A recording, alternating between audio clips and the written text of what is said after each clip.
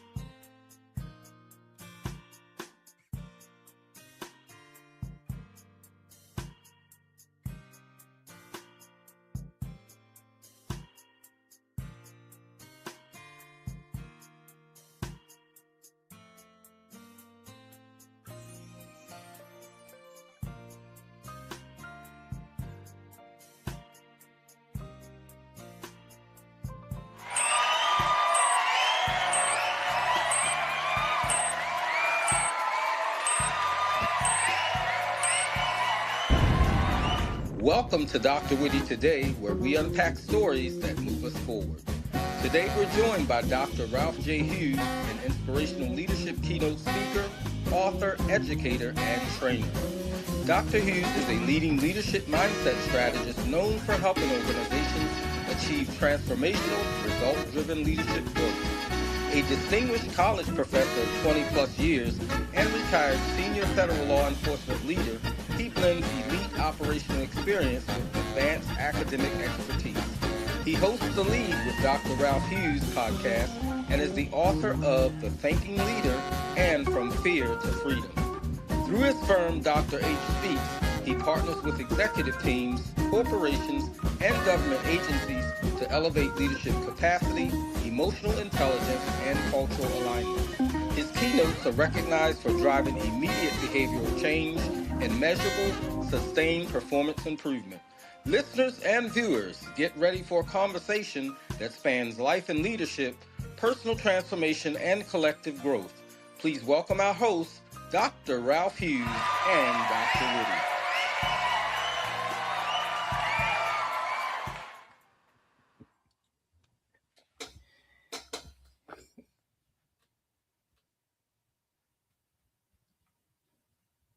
I think you're muted, sir. All right, I apologize for that. Welcome, Dr. Hughes, to the show. I'm glad you chose to hang out with us on DrWhitty Today. I want to thank every guest that is watching. Thank you for joining us. We got an awesome show. I just can't wait to get into it with this great thought leader, and I don't want to waste any time. So, Dr. Hughes, go ahead and introduce yourself to the folks. Share anything that I may not have already shared in your introduction. Well, Dr. Whitty, thank you so much for having me on the show. I do appreciate it. And of course, you called and I said, I got to be there. Usually I'm in bed around this time, getting myself together so I can wake up early in the morning. But I said, no. I can wait for Dr. Whitty. I'm going to stay up a little later for Dr. Whitty. So I appreciate that. And you have an amazing studio. And I want to thank you for having me on the show. And hopefully that I'll bring some value to your listeners today. So I appreciate that. And what an amazing job. I mean, this is a great studio you have. I mean, like, wow. I mean, it's like, it's phenomenal. I rank it at 10 out of 10. I mean, it's great. So I appreciate being here. Really do. All right. Well, I certainly appreciate that. And thank you for the compliment. So, oh my gosh, I was thinking, I have one question This question is impromptu. It's not even on, it's not even one that I was prepared to ask you, but I thought about it because I heard it.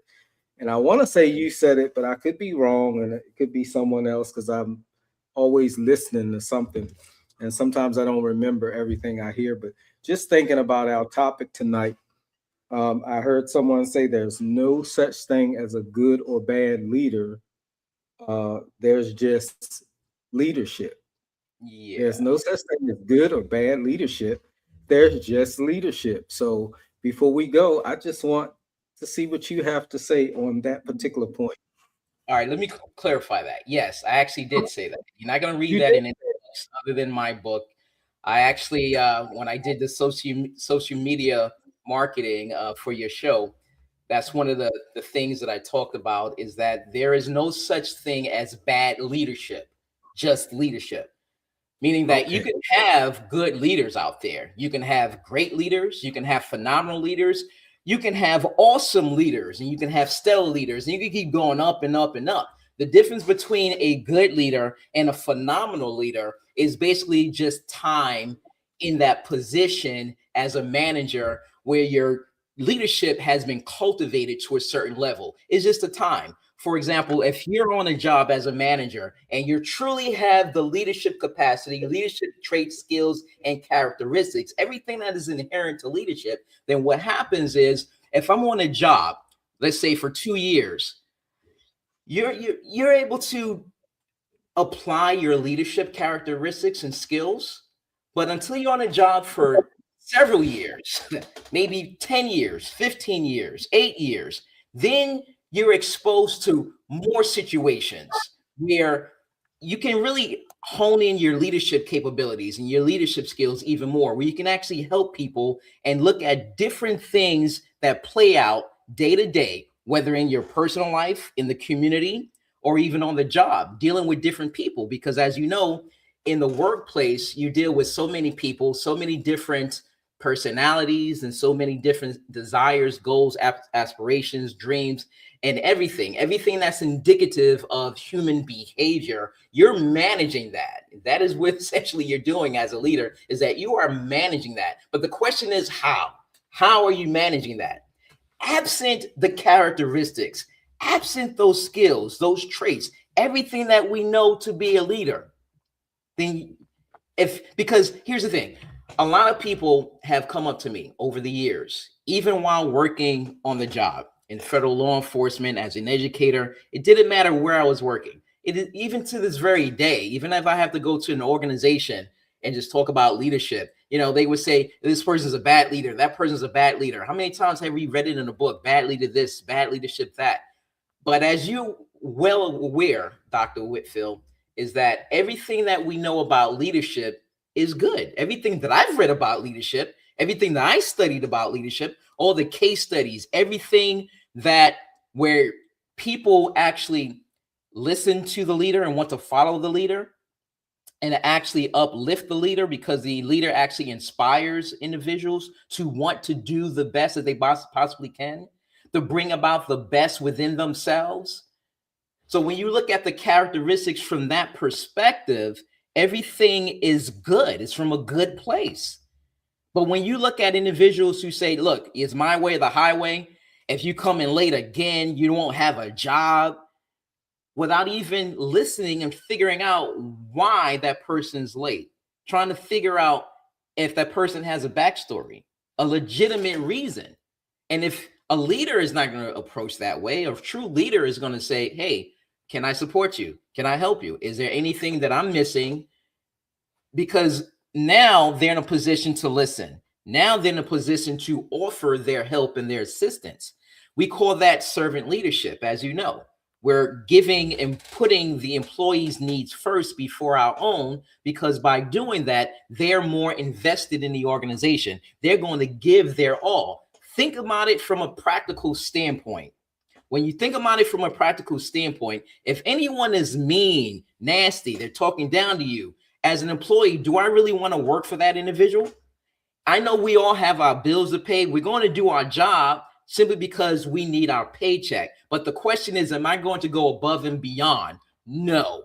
But if I have an individual who understands me, who makes sure that my psychological needs are met, who makes me feel seen, heard, that I feel valued, a contributing member of the organization. So when they ask me to do something, they don't have to ask me twice. Within a heartbeat, boom, whatever you need, whatever you want, I'm going to do it. And those employees are going to go above and beyond the call of duty. Even before you ask, when they see a problem, they're going to come up with solutions.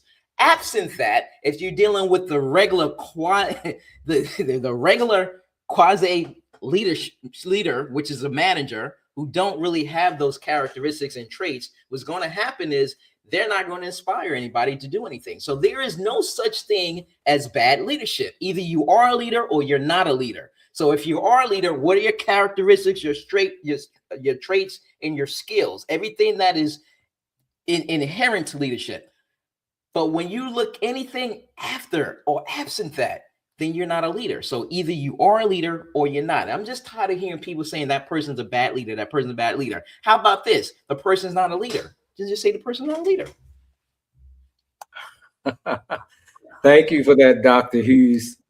You said a lot in that. I like how you said that the leader was in a position to listen. And I think that's one of the things that a lot of people in leadership roles don't do.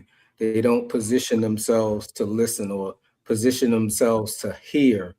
A lot of times it's just, I'm gonna handle it. I'm gonna jump right to the first thing that comes to my mind. Like you said, like, say for instance, if a person comes in late, it's like, if you come in one more time late, you're gonna be without a job.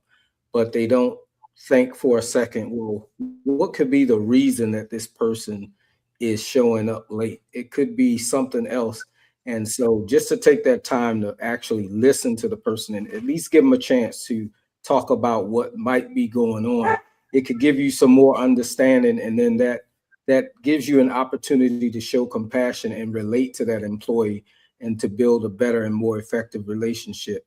It makes me remember the relationship that I had with my soldiers when I was in the Army. And my soldiers would literally, I've never had any problem getting them to do anything because I did take those moments to have conversations or to check on them, to be, authentically involved in their lives besides, just saying do this or do that. So when it came time to do something, if I needed assistance, and just say, for instance, I'll never forget when I needed to move abruptly and I didn't have money to pay for the move.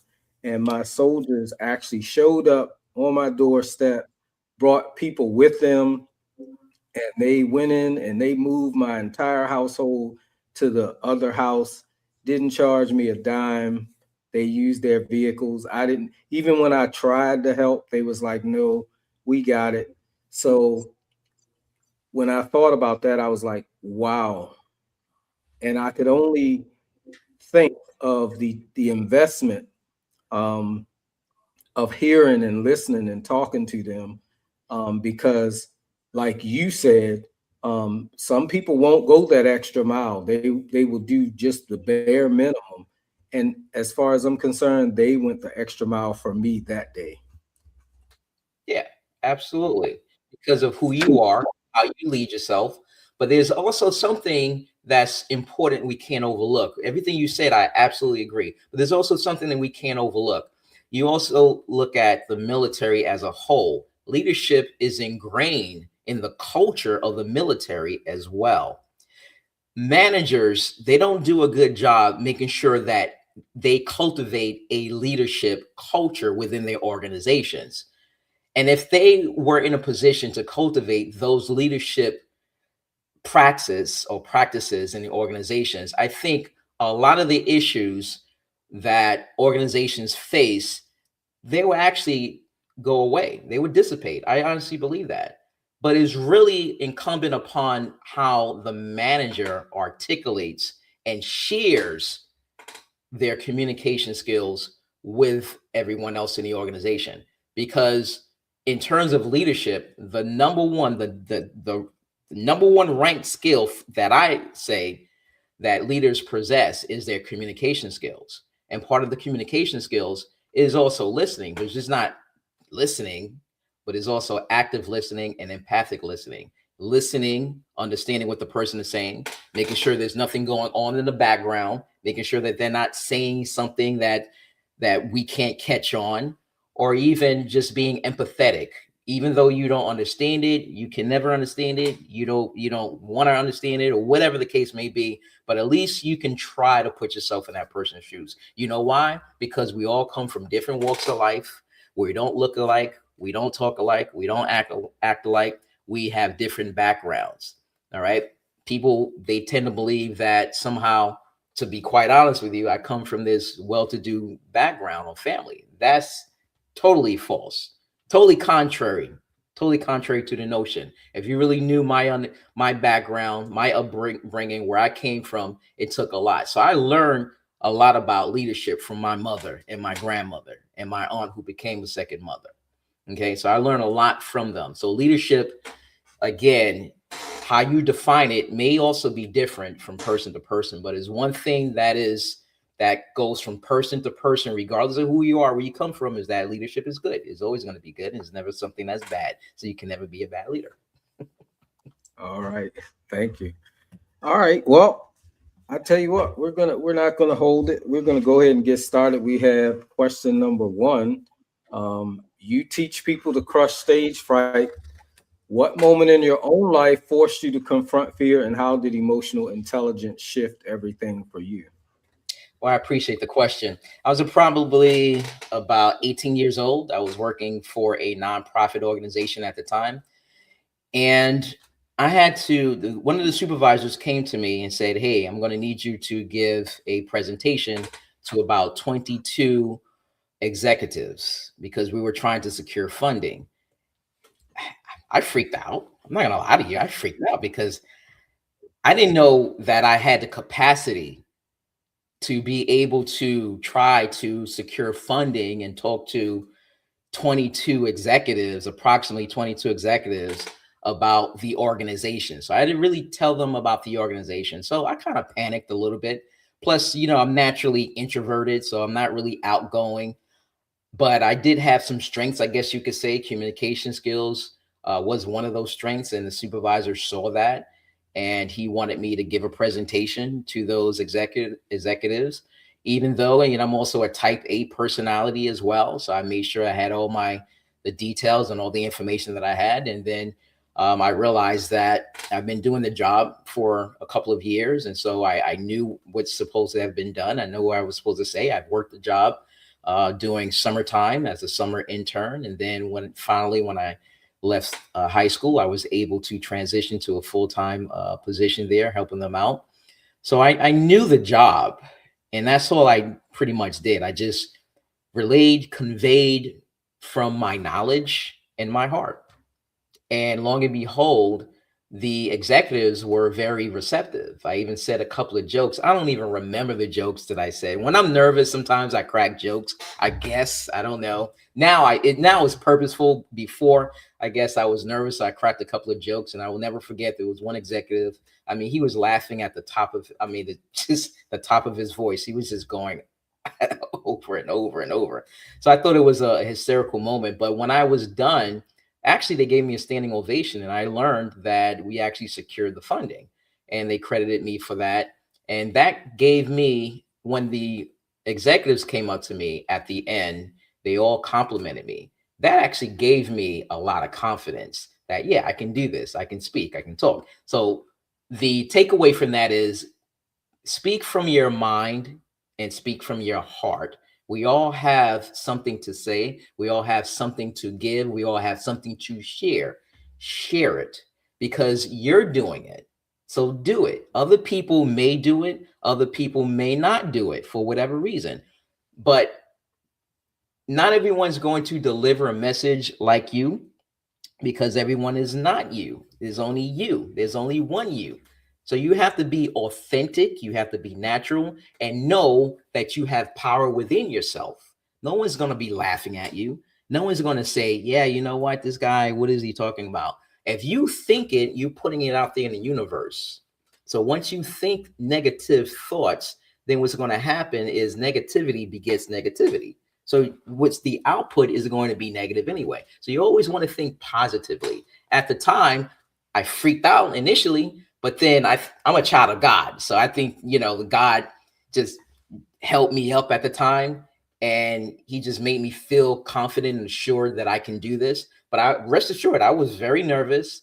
At first, I was scatterbrained. I had no idea what I was going to say. A lot of times, I really don't know what I'm going to say. Even on your show right now, I don't know what I'm going to say, to be quite honest with you. I wasn't even prepared for the first question. But the thing is, what I will say is that as long as I'm authentic, as long as I speak from my knowledge and my heart, that's it. You're going to get me as real as I can be. Thank you. I agree. I learned a long time ago, you can make plans to say, you can make a fabulous speech, make plans to say a whole lot, and then step right on stage or in front of that camera, and your mind will go blank. And so if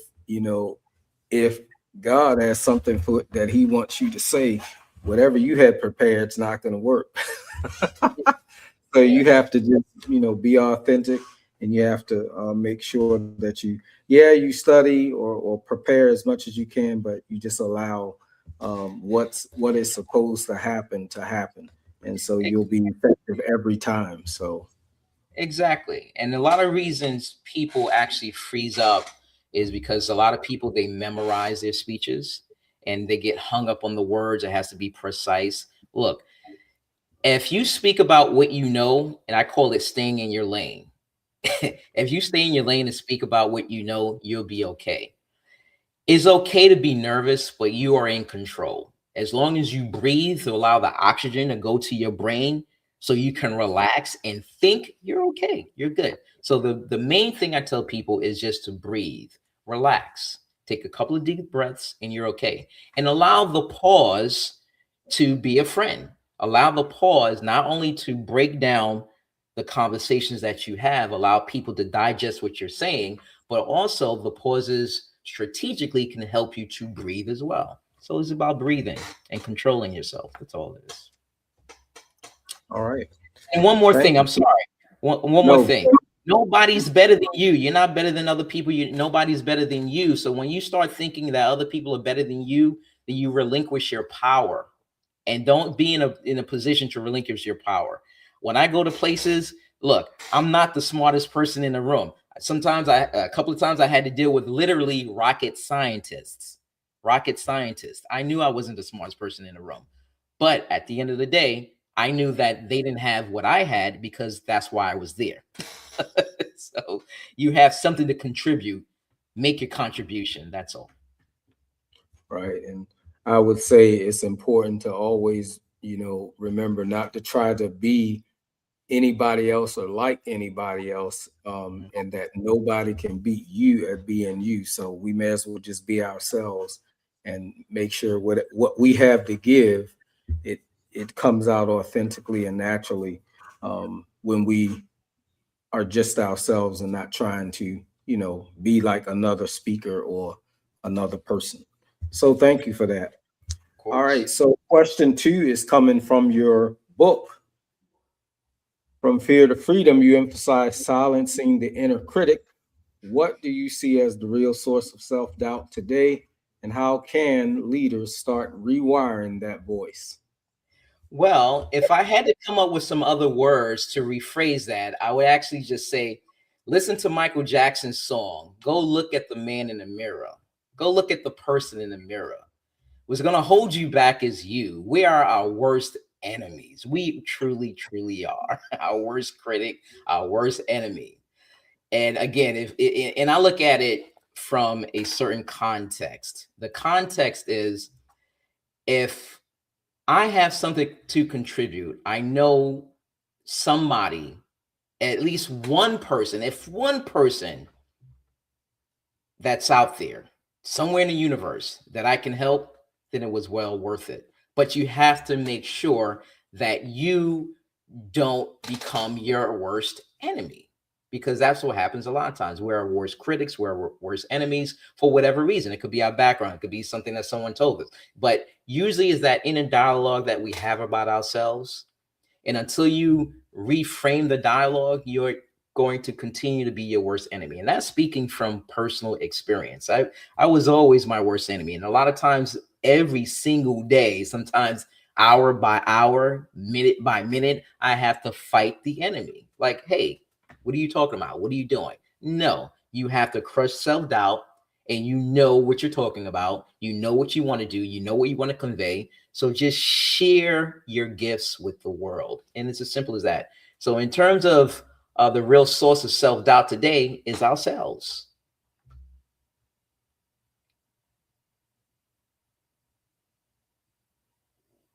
I think you're muted again, sir. All right. Thank you for the comments on question 2. I can relate self-doubt, and like you said, we're our worst critics. And a lot of times what we think about ourselves in most cases is not even true. And we need to just give ourselves a chance at whatever it is that we're doing. And if we can think it, we can do it. So that's my philosophy. If we can think it, we can do it.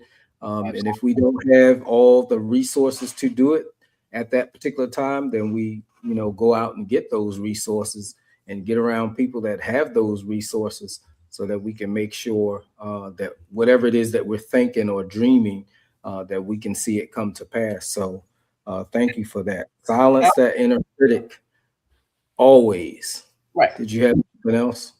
Yeah, and that's why it's always good to have a mentor or even a coach, or even in most cases, especially if you want to take speaking seriously, have both a mentor and a coach, because they're going to provide something very unique and different, totally different perspectives. So it's good to always have a mentor and a coach. But if you don't want to become a professional speaker, at least have a mentor, or at least have somebody that you can talk to, bounce ideas off. Have people in your background, in your corner, who's going to support you, who's going to help you, but also continue to go and train. A lot of people are not willing to put in the work. They rather have Chat GPT or YouTube or social media as a whole to do the work for you. Guess what? They can't do the work for you. You have to put in the work. And until you decide that you want to put in the work because this is who I want to be and this is what I want the world to know of me, then you're always going to be stagnant. So that's also very, very important. I just wanted to share that. All right. Thank you. Question 3, you highlight presence, passion, and poise. What simple habits instantly elevate someone's presence the moment they enter a room?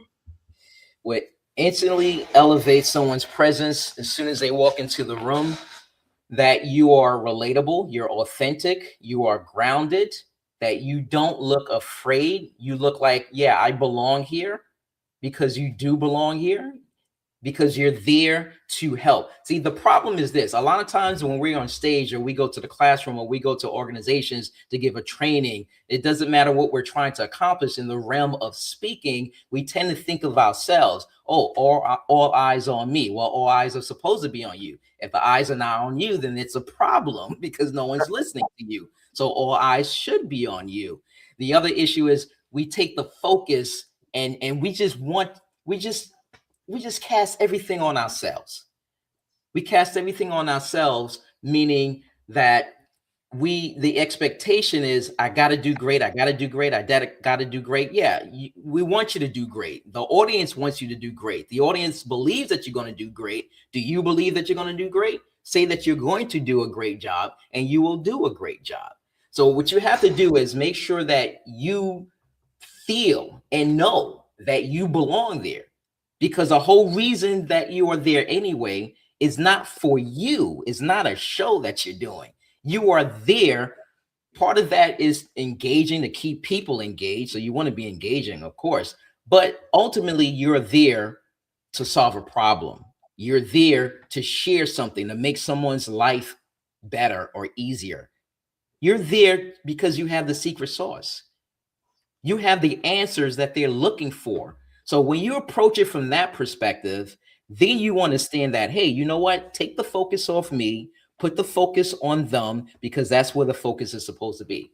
So be authentic. Don't take yourself too seriously. Make sure you have the proper attire, however that is defined.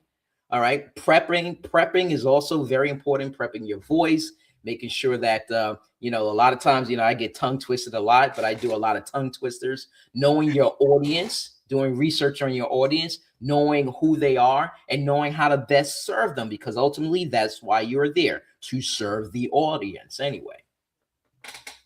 Thank you. I think that's really a key point, is to do research and know your audience, because it's nothing like preparing a message or speech or showing up in a room and you haven't taken the time to study or evaluate where you're going to go, or even ask the people that are in charge of the event, what are some of the talking points or pain points that you might want to be addressed. So I think that's very important, so that you can make sure that when you prep, that you're prepping for the right audience, and not just prepping because you think you have something great and wonderful to say.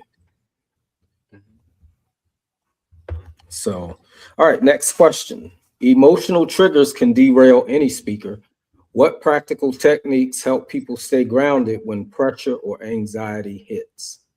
That's a very good question. Well, I already shared which the best thing that you can do, the most practical thing that you can do in real time is simply just breathe. All right. You have a two-step process I have a two-step process that I normally do. And I just breathe slowly, inhale it through my nose 2 times, and then exhale slowly 2 times. That way it keeps me calm and centered. A lot of times in terms of anxiety, what you can also do is have those positive affirmations you could say to yourself in your head while you're speaking. Pause a minute. And what I do, again, everything should be intentional and strategic.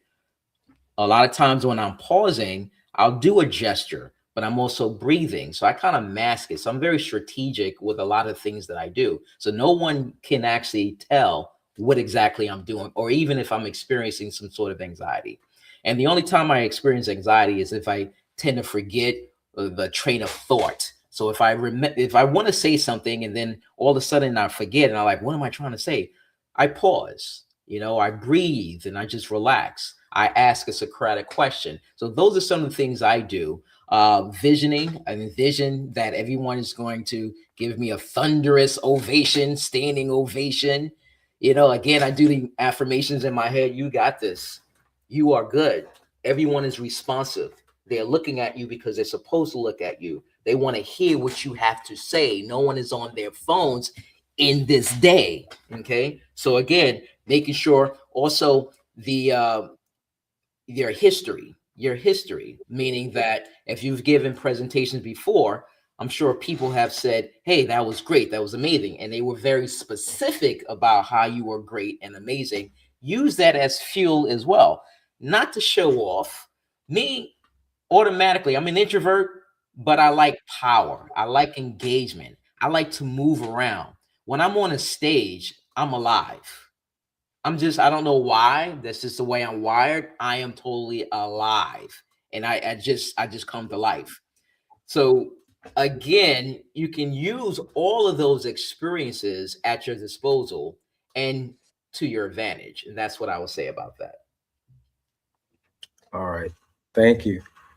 Next question. You write about a resilient speaker's mindset. In your view, what separates someone who delivers information from someone who truly transforms an audience? That's a good one. It is a very good one. It's a very good That's a powerful one. But I do teach higher education. I've been teaching higher education now. I've been teaching as a whole for a little over 20 years. I've never been a lecturer as a student.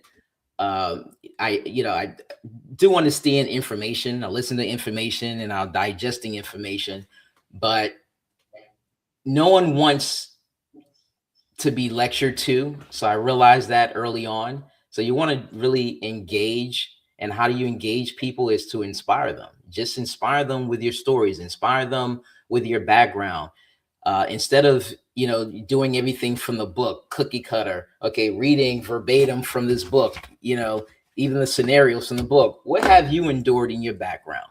What can you bring to life? Because for me, theory has its place, but then you want to bring it and make sure that you can relay that in a real world context. That's extremely important to be able to apply it in the real world and in real time. So again, no one wants to be inundated with information. All right. We want to feel you. Share your experiences. Tell us your pain points. Tell us how you overcame those issues so we can feel it and understand. Yeah, if you did it and you were able to overcome, I know I can overcome too. And there's something else in the book, because you're talking about the book that I wrote on public speaking. I appreciate it. Is really about conquering public speaking. And I use also emotional intelligence as a tool or mechanism, if you will, to help you overcome some of those anxieties, because we have it. Even when I talk about it, I've already given you the formula of emotional intelligence without directly telling you what they are. We were all born with some sense of emotional intelligence. I've told you about being self-aware. I told you about those limitations in our mind. I told you about how I manage, those feelings and those anxieties. That's self-management.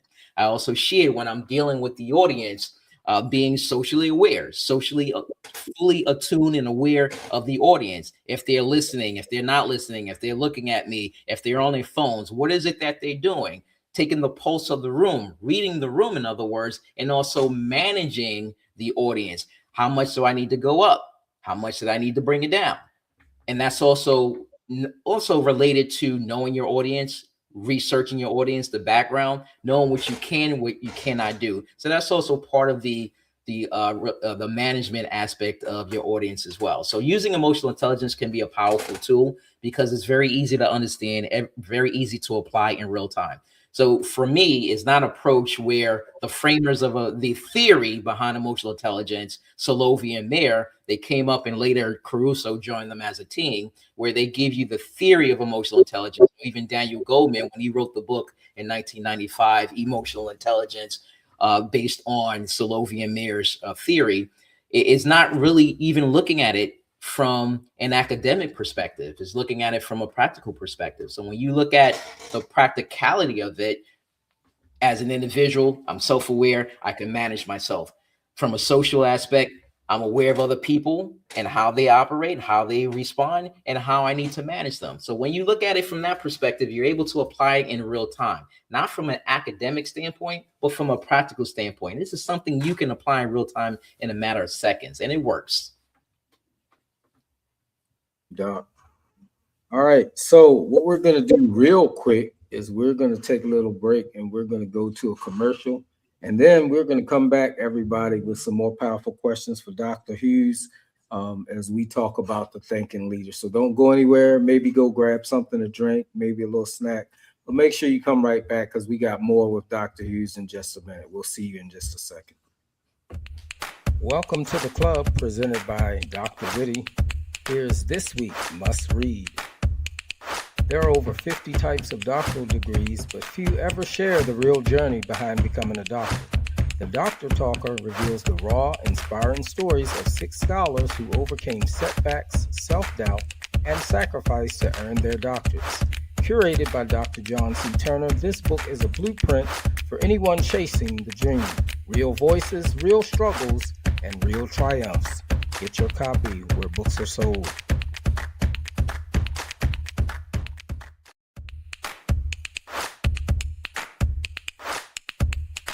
Bold, urgent, and deeply human, cultural silence and wounded souls cracks open the quiet too many black men carry.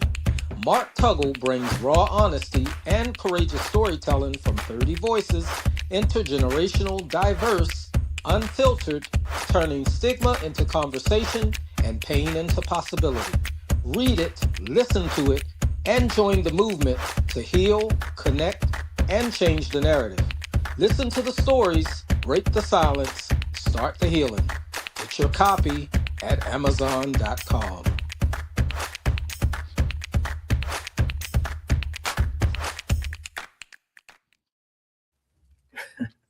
All right, welcome back to Dr. Whitty Today. We're talking to Dr. Ralph Hughes. We're talking about a thinking leader, and we have been talking about some great aspects of leadership. So I hope if you missed the first half, it'll be out there. So just go back and watch it again because you'll never get it all in just one setting. So, Dr. Hughes, in your book, Think Like a Leader, the next question calls leaders to embrace service, empathy, and empowerment. Tell us why these qualities are essential today and what happens when leaders neglect them. I appreciate the question once again, Dr. Whitty. We have to, as leaders, we have to embrace service. We have to embrace service because when you look at the mission and the vision of the organization, that is rooted in service. But then you also look at it a step further because you have all stakeholders of the organization, internally and externally. So when you look at it from that context as well, we're supposed to serve. We have clients, for example, that we're serving. Even some people don't like the word serve, however you define it, but in context, we are serving our clients, our customers. They're there for a reason. They're there because they want a service. They're there because they want some sort of product or merchandise, and we're there to serve them, and we're there to serve them in the best way possible. And the problem I see, however, is that a lot of leaders, they don't look at it in terms of serving not only their clients, but their employees with empathy, meaning with their heart. When you serve with your heart and your mind, then people become generally connected to you. When they become connected to you, that is very empowering in itself.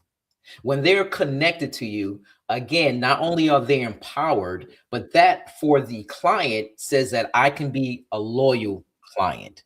For the employee, that also says that I can be a loyal employee as well. Excuse me, loyal employee as well. Not only a loyal employee, but an empowered employee.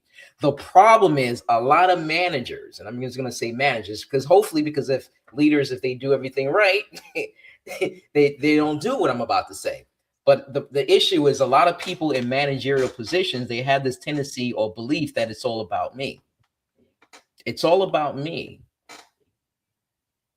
And a lot of times they all say me, me, me, me, me. You have to take that language out of your vocabulary because it's not all about me, it's about we. And you're part of the team. You're part of the team. You serve as a catalyst for change. You serve as the person who is going to inspire through their actions, through their words, through their good deeds, and through their servantry, how you empower people that way. You're going to get everyone on board with your mission by sharing a compelling vision. That is also empowering. So everything that the managers do, it has to they have to make sure that they're there for the right reasons. The problem is a lot of managers are there not for the right reasons. They're there for self-imposed reasons. And that's part of the issue too. So when you look at it, and that's why I came up with the framework, the Think Leadership Model, THINK. T is transformational, H is being humble or humility, I is inspirational, N is for nurturing, and K is for knowledge. Okay. So when you look at, again, the T being transformational, you have to transform yourself, your thinking. That way you also help other people transform themselves, their thinking and their actions, because we know that how you think is how you behave. You want to inspire people through your words, your actions, your deeds, how you help people, how you listen to them, getting from behind your desk, walking around, getting to know people, understanding their backstory, because we all have a backstory, and being empathetic as a result of that as well. So being humble is also important. And by doing all that, you inspire them. Are you nurturing them? Are you taking people under your wing? Are you mentoring? Are you coaching? You do have knowledge. We all have knowledge. We have job knowledge, but do you have leadership knowledge? Are you sharing? Are you imparting all of that? So that's part of the issue that I see with a lot of organizations today. They lack the capacity to understand that it's not all about me. It's really about them. It's about the stakeholders. It's about the clients, and it's about the employees as well. Thank you for that. I think my Siberian Husky is going crazy. Is he agreeing with me? He's like, that's right. Preach, brother Ralph. Preach, brother Ralph. I like to have fun. Say that again. I said I like to have fun. All right. Thank you. All right. So experts praise your ability to build committed, engaged teams. So what leadership behaviors most reliably create high performance employees who want to stay and not leave the organization? Getting to know every employee, understanding their background, their backstory, not necessarily their job, their position, also understanding their goals and their aspirations on the job as well. Seeing if you have some sort of way or conduit for them to achieve certain things that they may be a good fit. Some of these individuals are in some departments that they're working, but will they be better suited in other departments where they do have certain knowledge, skills, talents, gifts, and abilities where they can actually take those skills to another department and reform those departments, make those departments better. All right. So it's really getting to know the people, walking around, listening to them, making sure that you fully also take a pulse of the environment in which you're working and which you're operating and hopefully leading as a result. Because when you take a pulse of the environment, then you know exactly what is needed of the people. You know what you're supposed to do. But a lot of times, what happens is a lot of leaders, they're in their offices. Well, I should say managers, they're in their offices and they don't get on the shop floor enough. How many times have we seen a manager walk the floor? As soon as we see that person, we think automatically something's wrong, something happened. Who's in trouble? That's because they don't get out of their office. They don't get to know the people. They don't get to know what the people need, what they desire. They don't understand their goals, their aspirations, even on the job. The reason it's important to know their aspirations and their goals as it relates to the job as well is because they are assets. They have certain skills and abilities and talents and gifts that we're not even aware of. And when we are aware of them, then we can bring them for the benefit of the organization. So a lot of times we don't do that. So that's in order to create a high performance team, you got to get to know the people and make sure that they're in the right position and make sure you cultivate whatever experiences that they have, that they bring to the table. You cultivate that even more to make the organization shine. And then in turn, they shine and you just make them even better. So everybody wins. It's a win-win situation. Exactly. I think that response goes along with my favorite quote when John Maxwell says, people don't care how much you know until they know how much you care. And the way that they know that is by doing what you said, coming out of those offices, walking the floor, not just coming out because, there's a situation that needs to be de-escalated, but you come out before any of that happens and you go around and you meet people and you ask people, before you want to know what their job is, ask them about themselves, ask them about how their family is, ask them, where they're from. And that's one of the things that I talk about each and every day when I'm talking to different people. It's real important for you to take some time out to learn something about that person that's important to them, and not just an aspect about them that you just want to know, but something that really means a lot to them. And once you do that, you'll make that connection every time.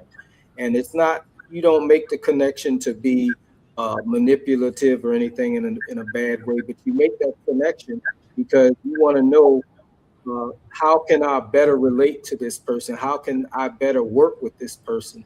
How can we, build a better working relationship?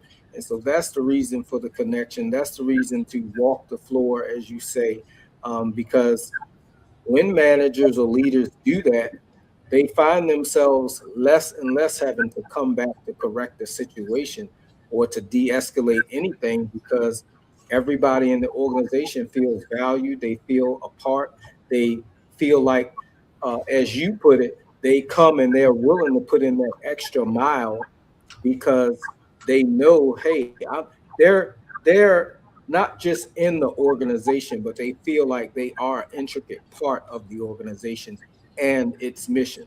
So they're willing to put in that extra work and go that extra mile Right. because of the relationship and the connection that you establish with them as a leader. Exactly. All right, next question. So you challenge leaders to break old habits. We got a lot of them.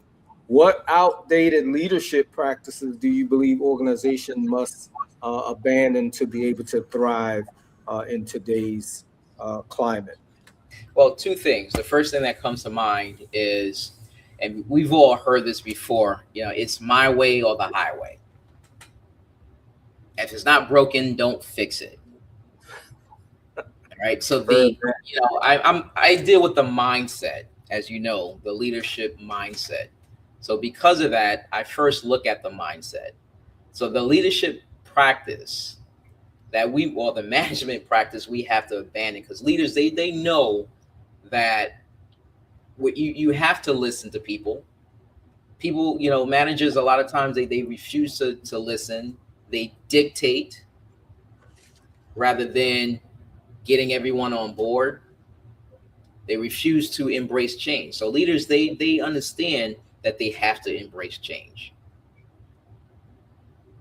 But unfortunately, there are a lot of managers who feel that if it's not broken, don't fix it. I'm familiar with the old way. I'm okay with the old way. But the old way is outdated, is not working, it's slowing processes, and it doesn't matter to them because they don't want to take the time to learn a different way of doing things that can actually elevate their department, elevate their unit, elevate the organization as a whole. So the biggest issue I see is having that mindset that I refuse to change. The second thing is gatekeeping. Gatekeeping is a big thing. We have to abandon that practice of gatekeeping. A lot of times I don't even understand who put you in charge anyway. It's like, who put you in charge anyway? Yeah, who are you? You know what I'm saying? You came from somewhere as well. And the reason we have to abandon the practice of gatekeeping is because, again, the reason you're on that team is because you are an asset. You have something that everyone else doesn't have or possess. So the fact that you are an asset, I want you to contribute. So we got to stop gatekeeping, and we have to have, abandon this mindset of this notion that we cannot change. I refuse to change. I don't want to change because I don't want to learn. And, it's just easier doing things the way it was. And you're going to get left behind. And I'm sorry, it's the professor me. I mean, we do know where Netflix is today compared to Blockbuster, right? That's all I'm going to say. Oh, while you was talking, I wanted to say the comment that I hear a lot is, "This is the way we've always done it. This is the way we do things here. This is how we've done it before you got here."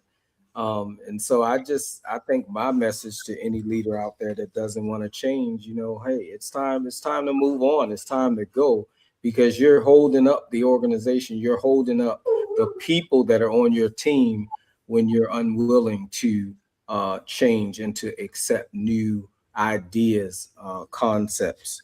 So, and I think if we are not careful, we all can fall into that trap because it's comfortable, right?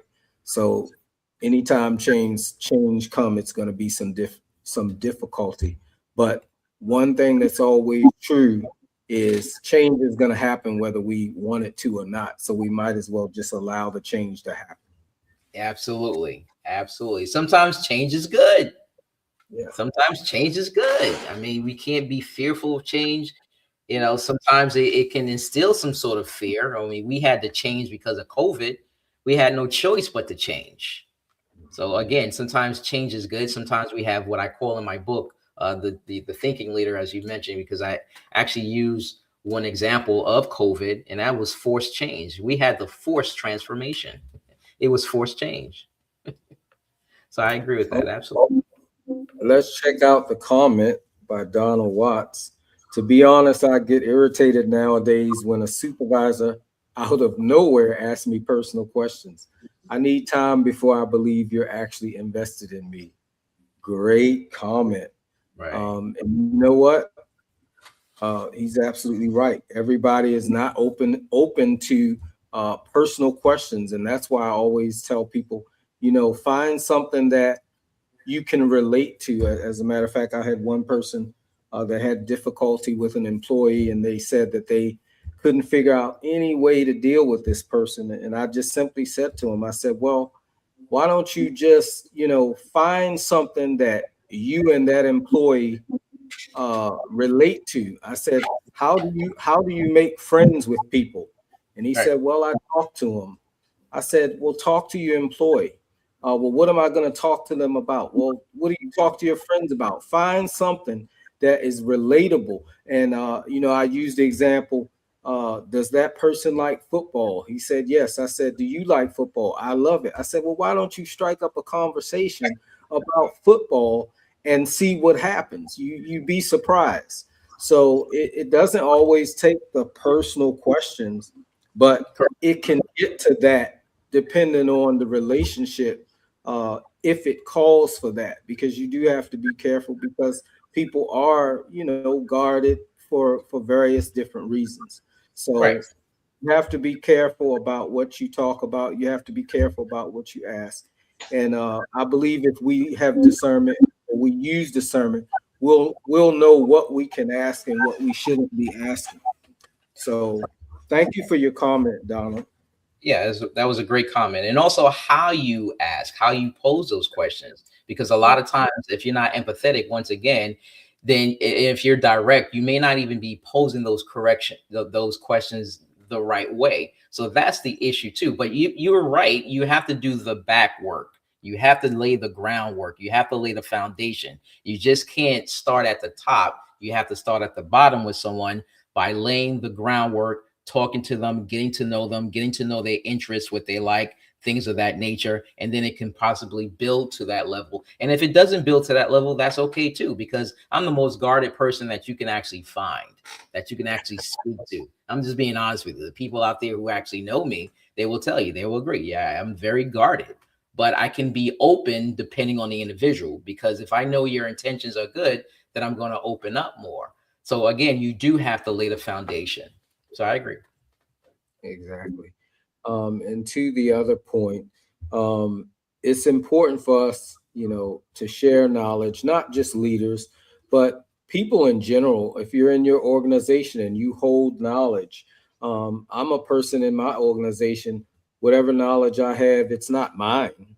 It's knowledge that is meant to be shared. Why? Because if it's going to help me succeed, it's going to help other people succeed as well. So if you do hold knowledge of uh, systems, or how things run, or knowledge, how to keep certain things moving, share that knowledge with your employees, um, because it's important. If you don't share the knowledge and you're a hoarder of knowledge, your employees see that, they're not going to want to support you.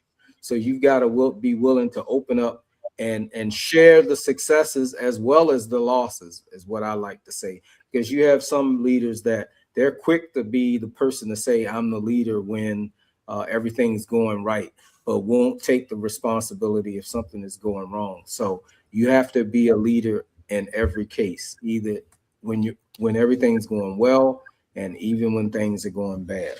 Absolutely. And that was makes you a thinking leader constantly, because you're always thinking about leadership is rooted in your subconscious, so you can carry it out on a daily basis. And that's what's really important about it. So I agree with that. Absolutely. All right, next question. You challenge leaders to break old habits. Go to the next question. We did that one. Your reviewers highlight your emotional intelligence approach. How does emotional intelligence reshape the way leaders communicate and inspire across diverse environments? It's a very good question. So being aware and in touch of who you are at the core, excuse me, that's extremely important. Give me 1 second, sorry. So, You always got to have some water handy. Yeah, so that's being aware of who you are and being in touch of who you truly are introspectively at the core. That's extremely important because earlier I shared emotional intelligence, what it stands for. I'm not going to go over it again, but knowing essentially who you are, how do you operate in the good times and the not so good times, what triggers you, what bothers you, what makes you happy, right? That's all indicative of emotional intelligence. That's all indicative also if the emotional quotient, which is EQ, is it low today? Is it median? Is it high? And why is it low today compared to yesterday? What's going on? What's taking place in the environment? Also, looking at some behavioral assessments is okay. I mean, I know a lot of people take behavioral assessments and to understand their background. So it's good to understand your background, understand other people's backgrounds, understanding your blind spots is also very important, but also mainly being open and receptive to changing yourself. It requires a lot of introspection. It requires a lot of you saying, yeah, you know what? I do that. I need to change this, and having that plan of action and the steps to implement the change process. all right. Excuse me. So you've trained leaders across sectors. What separates task managers from leaders who truly elevate people and become unforgettable leaders? Oh man. Okay, that's a very good question. I actually like that question, but I'm not sure if any task managers out there are gonna like my response. So interpersonal communication. I wanted to say task masters. task managers. Yeah. So interpersonal communication skills, right? And also bringing yourself on everyone else's level. You may be the CEO. We already know you're the CEO, but you don't have to boast about it. We don't have to hear about it. It's not a, autocracy. Make it more of a democracy. Make it more inclusive, right? So the other thing too is task managers, they're just that. They're great at they're task oriented. That's what makes them task managers. They're great at task. They're task oriented by ensuring people, processes, and things are accounted for, but they miss the mark because they manage without heart. Early we talked about empathy. And even I just talked about your last question, behavioral assessments. If anyone's aware of the DISC behavioral assessment, you know that you have a high task orientation versus a high people orientation. So most of the time, are you people oriented or are you high task oriented? So we know if you're high task oriented, what happens is that you tend to put people on the back burner. It's tasks first, people second. And that's the problem, because we have to put people first, because we have to understand and make sure that they're good, that they're receiving everything that they need to be successful. When they're good, then the organization can operate from a much better place. Then you can concentrate on the tasks. On another level, on even a deeper level, how can you manage both of them simultaneously? Is it possible? It is very much possible. It is a skill that you can develop over time, where you're elevating people and still getting the work done at a high level. And it's called delegation. A lot of people, a lot of managers, they don't like to delegate, but leaders know that one of the true benchmarks of leadership is the development of other leaders. So they have no problem delegating to the right people, because they know they can't do it alone. They need other people to support the mission. They need other people to help in other areas. So the leader can actually have the time to put in the work and do what he or she needs to do as well. So again, having that high task oriented manager, the problem, and I've seen it, I see it every single day with my work, and it's unfortunate that it's about getting the work done, and there's nothing wrong with that. There's nothing wrong with that. But the people who are getting the work done, you got to take care of them. So the problem is you want the work done without taking care of the people. How is the work getting done? Do you want subpar work or you want excellence? And we always want to operate in excellence. So if you're not taking care of the people and the work is getting done, which is good, but I question whether or not the work is going to be excellent. And that's simply because we're so high task oriented without thinking about the people and giving them what they need. Thank you for that. And what do you say to, and we'll read that question in just a second. What do you say to the person that says mission first? Please put that question back up and we'll address it in a second. Mission first, people second. I'm sorry, what's the question again, Dr. Whitty? What do you say to the person that says mission first, people second?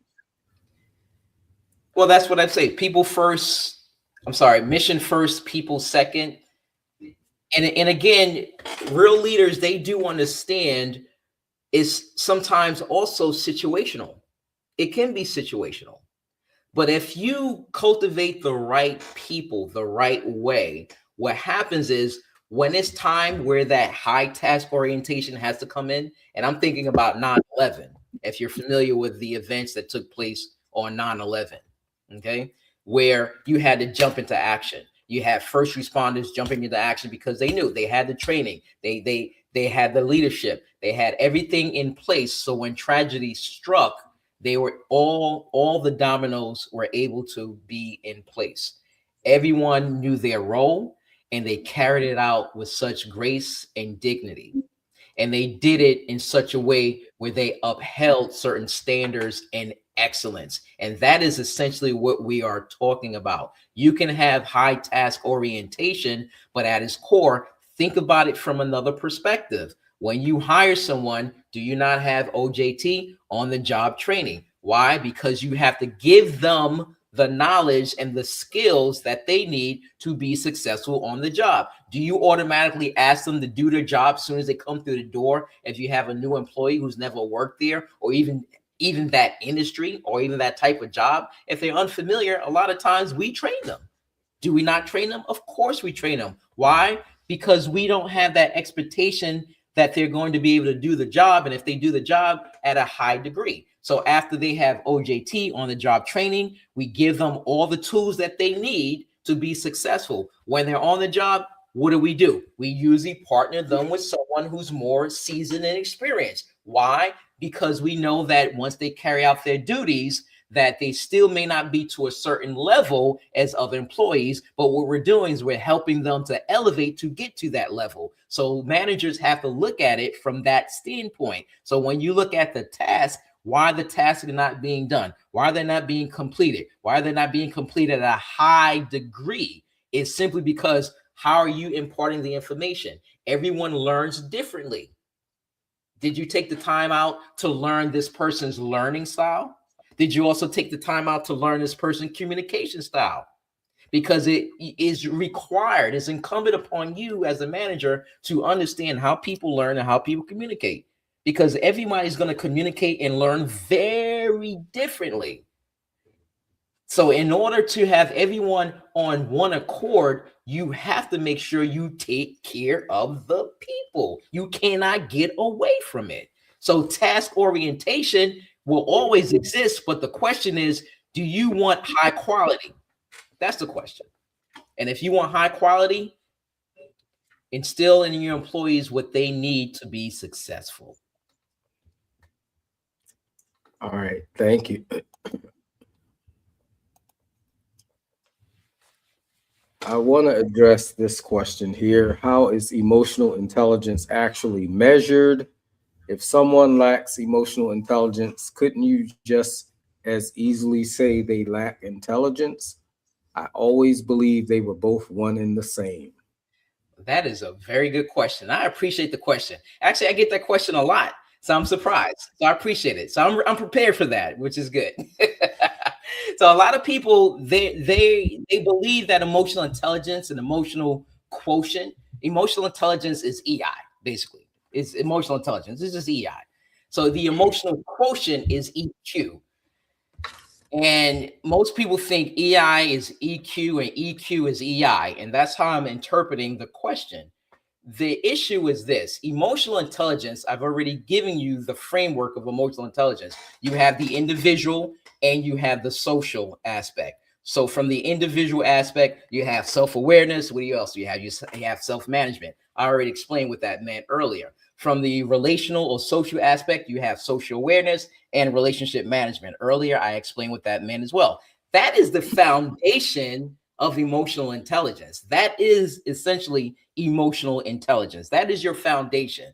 However, EQ, I call it the barometer, thermometer, barometer. It is the level of emotional intelligence that you are operating with, whether it's low, median, or high. We always want to operate with high emotional intelligence at all times. Now, it can be situational. Like I said, it can very well be a situation where yesterday I had very high emotional intelligence because I'm aware of my emotional intelligence. I'm aware of self-awareness. I'm aware of my self-management. I'm aware of the self-regulation. I got all that, right? So no one from a social aspect, I was able to manage those relationships. I was able to read the room properly and deal with people how I needed to deal with them relationally or socially. Now, today, that was yesterday. Now, today, I may not be operating at a high level of emotional intelligence. I know where I'm supposed to be. I know what I'm supposed to do. Emotional intelligence at its core, the foundation. But it can simply be something took place, something happened. It could be whether it's catastrophic, it can be something dire. It can be something that situationally that makes you feel like, you know what, emotionally, I'm not there today. And we are human beings. We're not going to be happy all day, every single day. We all have emotions there, and somebody may say something or do something to us where it just may upset us. We also have triggers. And if you know these people's triggers, if you know how to push those buttons, it may trigger them. But again, that's where emotional intelligence comes into play because you're pushing my buttons, you're trying to trigger me, you're trying to get some sort of response from me. So now my EQ, if I'm operating truly with high EQ, I know that that's my trigger. That's self-awareness. That is my trigger. So what am I going to do to manage myself now? And now what am I going to do or say to you to now manage your behavior? Because I can't change your behavior, but what am I going to do to manage your behavior and manage ultimately that relationship? And so that's what EQ says that, okay, today am I operating low, medium, or high?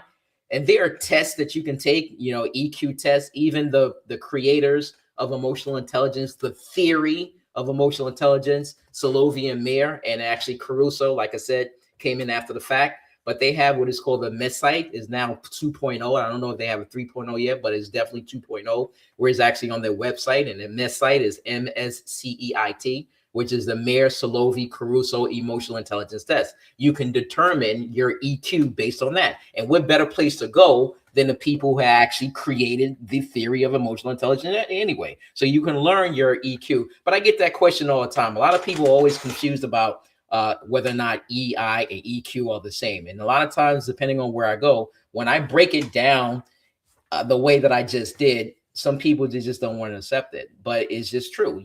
Because if they're complementary, they're within the same family, if you will. But if EI and EQ were the same, then why do we need EQ then? Think about it. Exactly. And I just want to say, the way to think about emotional intelligence is understanding that everything that you say and do, it affects not only you, but it also affects other people.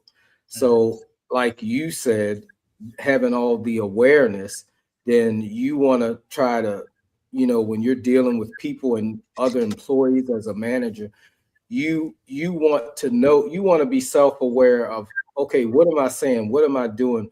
What energy am I giving off? What perception is happening here?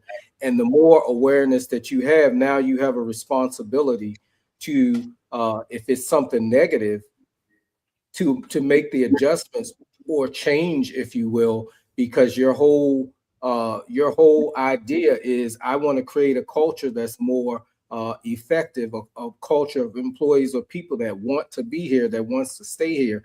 And so you're learning all of that, not only about yourself, but you're also learning it about other people. And so you have a responsibility to make sure what you're saying and what you're doing is affecting people the right way, and not using the word, like you said, triggering people to act in negative ways. Instead of the negativity, you want to trigger people to act in positive ways, if we're going to use that word, trigger. So that's another way to look at emotional intelligence. Absolutely. All right. So we've already done that. We're going to move on to what we're going to call the rapid fire round, Doctor. What is that? Are you ready for the DrWhitty rapid fire round? That means that you're going to have about 10 seconds to answer the question the best way you know how. Maybe you can take a few more, but we've got 10 seconds that we're going to be playing with here. And so basically, I'm just going to give you the question, you give an answer, and we just keep rolling. All right. Until we get through the rapid fire round. All right, you got it. You ready? Yep. What's the quickest way a leader can shift from fear to confidence in the moment? Breathe. All right. One leadership mindset every new manager should adopt on day one. Empathy. What's the biggest communication mistake leaders make without realizing it? It's all about me. If you had to choose between emotional intelligence and technical skills, which one contributes more to achieving success quickly? EI. EIEIO. One behavior that instantly tells you someone is ready to lead. Enthusiasm. Enthusiasm. All right. What's the fastest way to rebuild trust after leadership misstep? Care. Care. A public speaking habit you wish everyone would stop doing. Fillers. Like. What's the first thing you coach leaders to unlearn? Empty your cup. You don't have all the answers. One daily practice that strengthens both confidence and leadership presence. Do it for the people.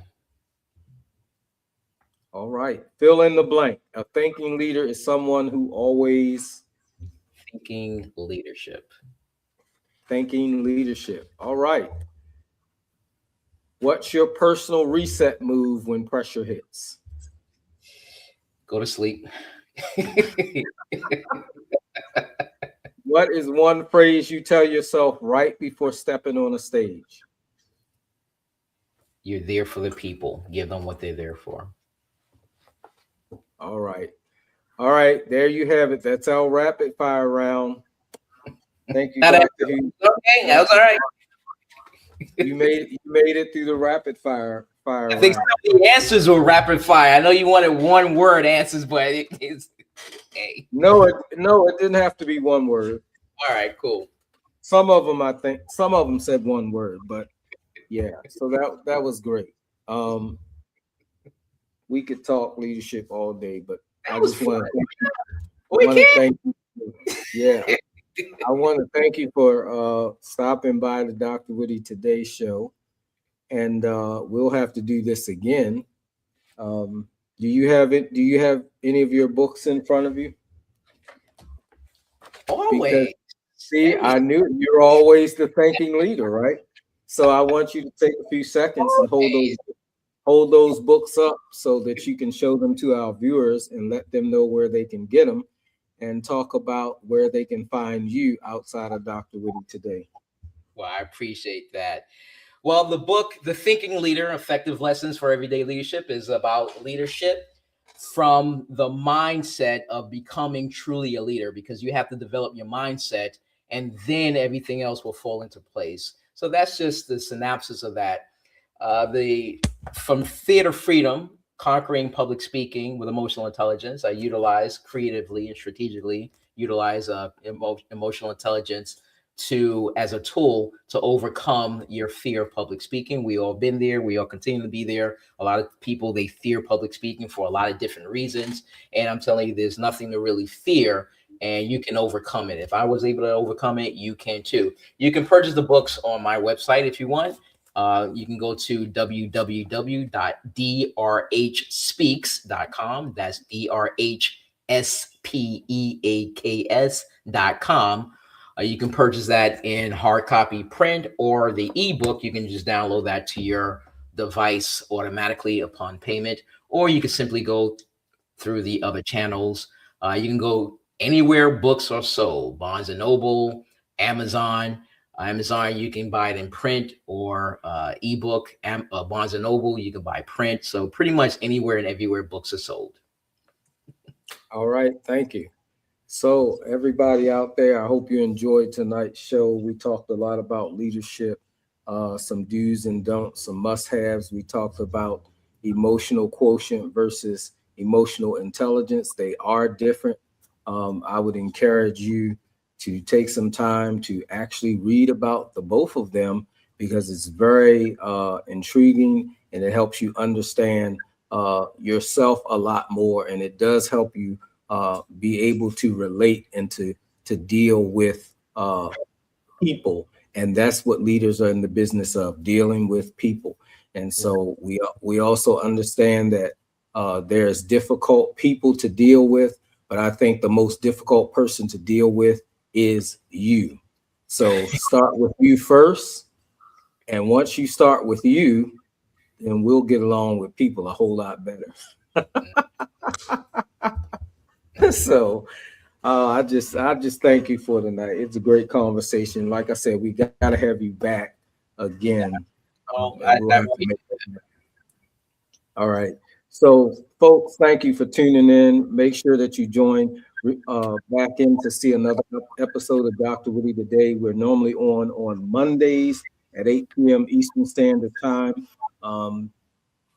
The only reason why we're on tonight is because normally if there's a holiday on a Monday, the show shifts to a Tuesday to make sure that our viewing audience can still tune in live to the show. So every Monday, not every Monday, every other Monday at 8 p.m. Eastern Standard Time, you can view us on Instagram, YouTube, Twitch, X, Facebook, also StreamYard. Just tune in and you'll catch us with a lot of different things to talk about. This season is our theme is intentionality. I stole that from somebody, and I wanted to see Jadarius. Yeah, Jadarius. I stole that from him. So Jadarius, if you're out there, thanks, man. I'm using that for the theme for this season, intentionality. All right. Is that it? Did I cover? Thank you for joining us on Dr. Whitty Today. We appreciate your time. Your viewership is the heartbeat of our show. If you enjoyed this episode, hit the like button, share your thoughts in the comments, and most importantly, subscribe. Your support keeps us going, and we can't wait to have you back. So hit the notification bell to find out each time we air live. Until then, stay curious, stay inspired, stay motivated, and stay tuned.